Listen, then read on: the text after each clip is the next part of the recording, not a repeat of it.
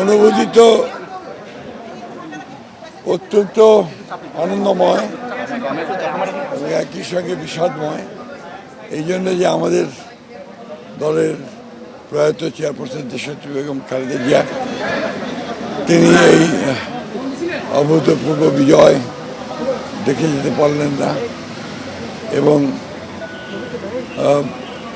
অনেক শত হাজার রক্তের বিনিময়ে প্রাণের বিনিময়ে এই নির্বাচনের পরে একটা চমৎকার একটা উৎসব মুখর এবং অত্যন্ত স্বচ্ছ একটা নির্বাচন নিঃসন্দেহে আমি ব্যক্তিগতভাবে আমার অভিজ্ঞতা দীর্ঘদিনের আমি ডেফিনেটলি খুবই মুগ্ধ।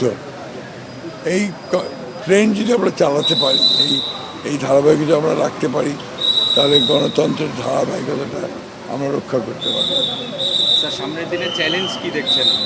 চ্যালেঞ্জ তো সবচেয়ে বড় চ্যালেঞ্জ হচ্ছে অর্থনীতিকে সচল করা,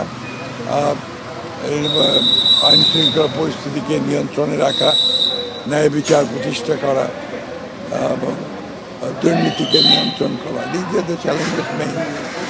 স্যার, আওয়ামী লীগকে ছাড়া কি নির্বাচন অনুষ্ঠিত হলো? আওয়ামী লীগকে নিয়ে আপনাদের সামনে ভবিষ্যৎ চিন্তা কি থাকবে?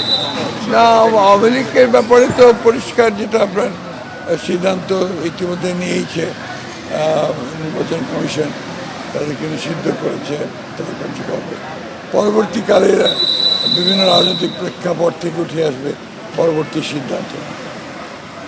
জি।